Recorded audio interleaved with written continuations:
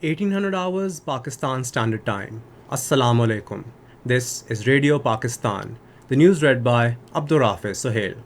First, the headlines. Federal Cabinet approves to investigate and take legal action on audio leaks of PTI chairman regarding diplomatic cipher, terming it as a matter of national security. The United Nations will launch a fresh appeal on another $800 million on Tuesday for flood relief and rehabilitation activities in Pakistan. The UN Secretary General's military advisor in a meeting with Army Chief has acknowledged Pakistan's contribution in UN peacekeeping missions and extraordinary achievements in counterterrorism.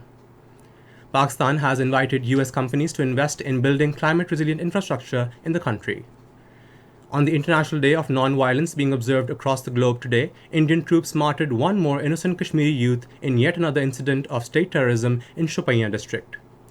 The Sikhs for Justice releases a footage showing slogans Khalistan Pakistan Zindabad, Muslim Sikh Bhai Bhai and Hindustan Murdabad inscribed on government buildings in Bathinda, Indian Punjab.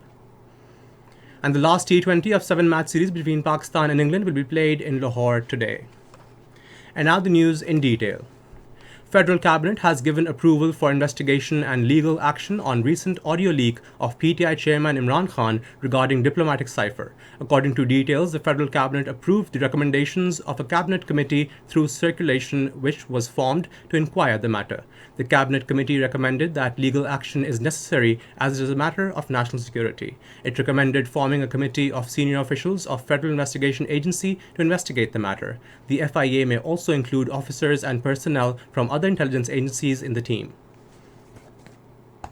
Minister for Planning and Development Ehsan Iqbal says it is unfortunate that PTI is busy in doing politics in these testing times instead of making concerted efforts to reduce the sufferings of the flood affectees. Addressing a ceremony in Narowal today, he said Imran Khan is playing with Pakistan's interests to keep his politics alive. The minister said Imran Khan's audio leak has shattered foreign conspiracy narrative. The United Nations will launch a fresh appeal on another $800 million on Tuesday for flood relief and rehabilitation activities in Pakistan.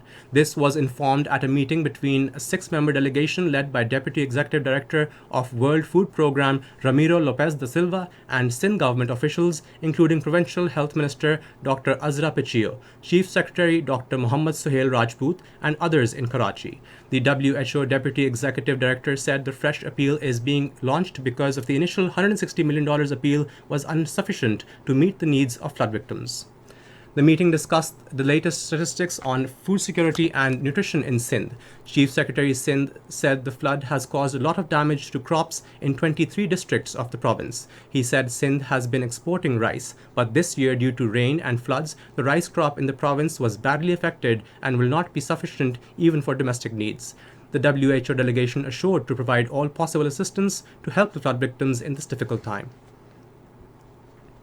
The United Nations Secretary General's military advisor, General Biram Diop, has acknowledged Pakistan's contribution in UN peacekeeping missions and extraordinary achievements in counterterrorism. He was talking to Chief of Army Staff General Qamar Javed Bajwa, who called on him during his official visit to the United States. During the meeting, matters of mutual interest, overall regional security situation, including natural disaster caused by floods in Pakistan, came under discussion. The Army Chief appreciated the role of the Office of UN Military Advisor in promoting UN core values and their response during the crisis. The UN military advisor expressed his grief over the devastation caused by floods in Pakistan due to climate change and offered sincere condolence to families of the victims. He also assured full support to the flood victims.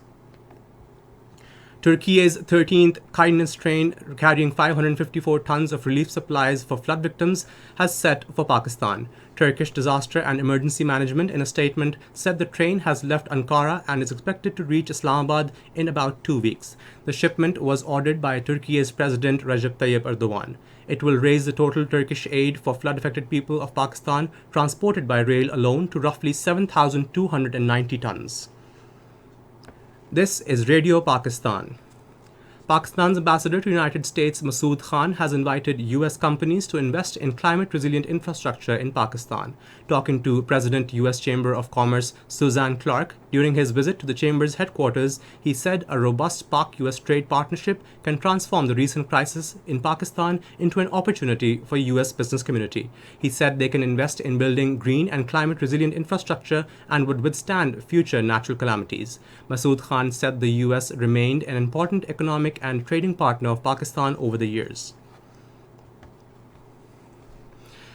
In Indian illegally occupied Jammu and Kashmir, one more innocent Kashmiri youth has been martyred by the Indian troops in state terrorism today, when the International Day of Non-Violence is being observed across the globe. The youth, identified as Nasir Ahmed Butt, was martyred during a so-called cordon and search operation in Imam Sahib area of Shopian district. A report released by the Kashmir Media Service today said the latest killing raised the toll since January 1989 to 96,131 in the occupied territory, which is enough to prove the irrelevance of the International Day of Non-Violence for the Kashmiris. Meanwhile, Indian police arrested at least 15 innocent youth during raids on their houses in Basantgarh area of Udhampur in the past 2 days. Strict restrictions have been imposed in the Kashmir Valley ahead of Indian Home Minister Amit Shah's 2-day visit to Srinagar, Rajouri and Baramulla from Tuesday. On the other hand, several rights bodies in the United States, in an open letter to the American people, have blatantly criticized the RSS-backed Indian government against the religious persecution, discrimination, and deadly mob violence against minorities in the country. In India, the secessionist group Sikhs for Justice has released a raw footage of Khalistan, Pakistan Zindabad and Muslim Sikh Bhai Bhai slogans inscribed at a government office building in Indian Punjab city of Bathinda. The walls of the government office are also painted with slogans Hindustan Murdabad. General Counsel Sikhs for Justice Gurpatwant Singh Panun, in a video message, said lines were drawn between Sikhs and Hindustan after June 1984 attack on Sri Darbar Sahib, and since over 100,000 pro-Khalistan Sikhs laid down their lives for independence. Meanwhile, the timeline of various Khalistan referendums and the number of Sikhs who voted in favor of an independent Khalistan reflect that the demand of Sikhs for an independent homeland in India is gradually being accepted globally. Over 11,000 Sikhs participated in the Khalistan referendum held at Brampton, Canada 2 weeks ago, in which the Sikh community demanded freedom from India and establishing of an independent state of Khalistan. In India, 27 people, including women and children, were killed when a tractor trolley overturned and fell into a pond in Kanpur city. Police said the tractor trolley was carrying around 40 people returning from a ceremony, and most of the deaths were due to drowning. In Indonesia, at least 174 people have been killed and another 180 injured in a stampede and riots at a soccer match at Malang in East Java province. According to police, the violence broke out at the stadium during a soccer match. Police responded using tear gas inside the stadium. The last and final T20 of 7-match series between Pakistan and England will be played at Gaddafi Stadium in Lahore today. The match will start at 7:30 p.m. Pakistan Standard Time. The series is leveled 3-3. And finally, the weather. Mainly dry weather is likely to prevail over most parts of the country, while hot in central and southern parts during the next 12 hours. However, rain, wind and thunderstorm is expected at a few places in Upper Khyber Pakhtunkhwa, Kashmir and Gilgit-Baltistan, while partly cloudy weather with light rain is likely at a few places in the Potawar region. And now the headlines once again. Federal Cabinet approves to investigate and take legal action on audio leak of PTI chairman regarding diplomatic cipher, terming it as a matter of national security. The United Nations will launch a fresh appeal for another $800 million on Tuesday for flood relief and rehabilitation activities in Pakistan. The UN Secretary General's military advisor, in a meeting with Army Chief, has acknowledged Pakistan's contribution in UN peacekeeping missions and extraordinary achievements in counterterrorism. Pakistan has invited US companies to invest in building climate-resilient infrastructure in the country. On the International Day of Non-Violence, being observed across the globe today, Indian troops martyred one more innocent Kashmiri youth in yet another incident of state terrorism in Shopian district.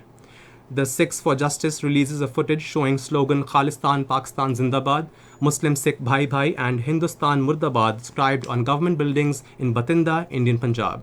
And the last T20 of 7-match series between Pakistan and England will be played in Lahore today.